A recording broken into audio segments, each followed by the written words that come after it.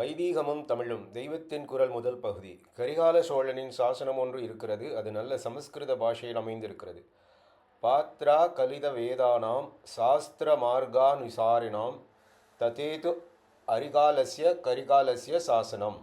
கரிகாலன் இதில் தன்னை அரிகாலனாகிய கரிகாலன் என்கிறான். அரி என்றால் விரோதம், இல்லை விரோதி என்று அர்த்தம். விரோதிகளுக்கு எவனாக இருக்கிற வீராதி வீரன்தான் அரிகாலன். சரி, கரிகாலனுடைய அந்த விரோதிகள் யார்?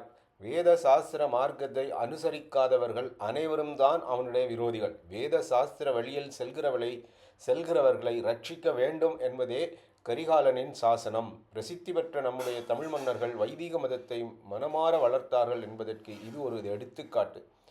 பல்யாக சாலை முதுகுடுமி பெருவழுதி என்றே ஒரு சங்ககால அரசனுக்கு பெயர் இருக்கிறது. வழுதி என்றால் பாண்டியராஜா. பிற்காலத்திலும் கல்வெட்டுகளில் எங்கு பார்த்தாலும் தமிழரசர்கள் வேத வித்துக்களுக்கு வரியில்லாத இறையிலியாக நிலத்தை சாசனம் செய்தது தெரிகிறது. மறைகளின் வளர்ச்சிக்காகவே தானமாக வழங்கப்பட்ட பல கிராமங்கள் சதுர்வேதி மங்கலம் என்ற பெயரில் உள்ளன. வெளிதேசத்து விஷயம் ஒன்று புதிதாக நம் ஊருக்கு வந்தால் அதற்கு உள்ளூர் பாஷையில் வார்த்தை இருப்பதில்லை. வெளிநாட்டிலிருந்து நம் தேசத்துக்கு வந்த ரேடியோ, டெலிஃபோன், பஸ் முதலியவற்றுக்கெல்லாம் நம் பாஷையில் வார்த்தை இல்லை. பிற்பாடு இப்போது இவற்றுக்கும் ஏதேதோ புரியாத தமிழில் வார்த்தைகளை உண்டாக்கி கொண்டிருக்கிறோம். ஆனாலும் அது பழக்கத்தில் சரளமாக வரமாட்டேன் என்கிறது. வேதம், யாகம் முதலியன சிலர் சொல்கிற மாதிரி தமிழ்நாட்டின் ஆதி நாகரிகத்துக்கு புறம்பாக பிற்பாடு வந்தவை என்றால் யாகம், வேதம் முதலிய பதங்களுக்கு சரியான தமிழ் வார்த்தை இருக்க முடியாது. ஆனால் மிக மிக பழைய தமிழ் இலக்கியங்களிலேயே வேதம் என்பது மறை என்றும் யாகம் என்பது வேள்வி என்றும் புகழ்ந்து பேசப்பட்டிருக்கின்றன. இவை மிகவும் அர்த்த புஷ்டி நிறைந்த பதங்கள் என்பதை சமஸ்கிருத பண்டிதர்கள், தமிழ் புலவர்கள் இருவருமே ஒப்புக்கொள்வார்கள். வேட்டலிலிருந்து வேள்வி வந்திருக்கிறது. எல்லா தர்மத்துக்கும் வேறான வேதம் வேரைப் போலவே வெளியில் தெரியாமல், அதாவது எல்லாரிடமும் புழக்கத்துக்கு வராமல், அதை ரட்சிப்பதற்காக கடும் நியதிகளை பின்பற்றும் சிலரிடமே மறைந்து இருக்க வேண்டும் என்ற உயர்ந்த கருத்தை சொல்லும் வார்த்தை தான் மறை.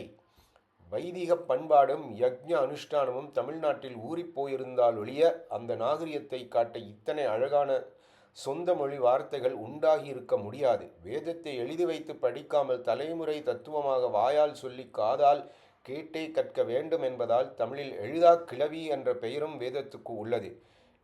கேள்வியிலேயே பாடம் பண்ணுவதால் தான் வேதத்துக்கு சமஸ்கிருதத்திலும் ஸ்ருதி என்று பெயர். மறை என்பதைப் போல் வேத ரட்சணத்தை பளிச்சென்று சொல்கிற நேர் வார்த்தை சமஸ்கிருதத்திலேயே இல்லை. வேதத்தின் 6 அங்கங்களுக்கு ஷடங்கங்கள் என்று பெயர். அதிலிருந்துதான் மத சம்பந்தமான எந்த காரியத்தையும் சடங்கு என்று சொல்கிற வழக்கம் வந்திருக்கிறது. வைதிக அனுசரணையே தமிழ்நாட்டின் தொன்று தொட்ட பழக்கம் என்பதற்கு இதெல்லாம் உதாரணங்கள். தமிழ் மறை என்று சொல்கிற குரல் முழுக்க முழுக்க வைதிகமானதே என்பது என் அபிப்பிராயம். வைதிக சமயத்தில் பித்திருக்களுக்குத்தான் முதலிடம், அப்புறம்தான் வேத யக்ஞம். பித்திருக்களை குறித்த தர்ப்பணமும் திவசமும் செய்த பின்தான் வேத பூஜை செய்ய வேண்டும். இதே வரிசையில் திருவள்ளுவரும் சொல்கிறார், தென்புலத்தார் தெய்வம் விருந்து ஒக்கல் தான் என்றாங்கு ஐம்புலத்தார் ஓம்பல் தலை. பித்திருக்கள், தெய்வம், அதிதி, சுற்றத்தார்கள் தான் என்ற 5 பேரையும் போஷிக்க வேண்டும் என்கிறார். முதலில் பித்திருக்களான தென்புலத்தாரை சொல்லி அப்புறம் தெய்வத்தை சொல்கிறார். யமனுடைய திக்கான தெற்கில் பித்திருக்கள் இருப்பதாக வைதிக நம்பிக்கையிலேயே மூதாதையர்களை தென்புலத்தார் என்கிறார். இந்த 5 பேருக்கும் பாகம் பிரித்து தருவது நாமாக செய்வது. இது தவிர ராஜ ஆக்ஞியாக விளைச்சலில் 6இல் ஒரு பங்கு வரியாக எடுத்து கொள்ளப்பட்டது. வரி போக மீதமுள்ளதை மேலே சொன்னபடி 5ஆக பிரிக்க வேண்டும். தனக்கு என்று அதில் ஒரு பங்குதான் வைத்து கொள்ளப்படுகிறது. பித்திருக்களை உத்தேசித்து சிலருக்கு அன்னமாக ஒரு பங்கு போகும், கோயில்களுக்கு ஒரு பங்கு போகும், விருந்தாளிகளுக்கு ஒரு பங்கு போகும், வசதியற்ற உறவுக்காரர்களுக்கு ஒரு பங்கு போகும். பாக்கி ஒரு பங்குதான் ஒருத்தனின் சொந்த குடும்பத்துக்கு. வைதிகமும் வள்ளுவரும் விதிக்கிற இந்த தர்மத்தை விட பெரிய சோஷியலிசம் எதுவும் இல்லை. தனக்கென்று மட்டும் வாழாமல் லோபோகாரமாக வாழ்க்கை நடத்த வேண்டும் என்கிற தியாகம்தான் வைதிக மதத்தின் அஸ்திவாரம். திருவள்ளுவரும் அதைத்தான் சொல்கிறார். தமிழ் மறையான குரலும் சரி, மற்ற தமிழ் நீதி நூல்களும் சரி, மறையின் மரபில் வந்தவைதான். திருவள்ளுவர் வைதிகத்தைத்தான் சொன்னார். ஔவையார் ஓதாமல் ஒரு நாளும் இருக்க வேண்டாம் என்பதை உபதேசத்தை ஆரம்பிக்கும் போதே வேத அஞ்ஞானம் ஒரு நாளும் நடைபெறாமல் இருக்கக்கூடாது என்கிறாள். ஆழ்வாராதிகளும் சைவ திருமுறைக்காரர்களும் எங்கே பார்த்தாலும் வேதியா, வேதகீதா, சாந்தோகன் கான் பவுலியன் கான் என்றெல்லாம் வேதங்களையும் அவற்றின் சாகைகளையும் சொல்லியே பகவானை துதிக்கிறார்கள். க்ஷேத்திர வர்ணனைகளெல்லாம் ஊர் முழுக்க ஹோம புகை சூழ்ந்திருந்தது, வேத சப்தம் ஒரே கோஷமாக பரவி இருந்தது என்று அவர்கள் சொல்லாமல் இருப்பதில்லை. இந்த தமிழ்நாட்டில் வேத பாடசாலைகள் வைத்து நடத்துவதில் பிராமணர் அல்லாதார் செய்திருக்கிற கைங்கரியம் கொஞ்ச நஞ்சமல்ல.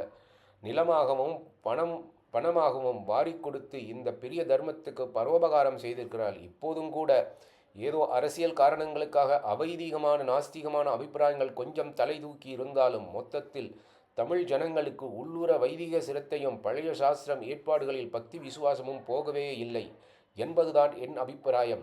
அவர்களுடைய அன்புக்கு இதான் ரொம்ப முக்கியமானது. அவர்களுடைய அன்புக்கு பாத்திரராகிற மாதிரி பிராமணர்கள் மட்டும் இன்னும் கொஞ்சம் ஆசார அனுஷ்டானம் ஆகிவிட்டால் இங்கே வேத ரட்சணம் நிரம்பவும் நன்றாக நடந்துவிடும் என்பதே என் நம்பிக்கை.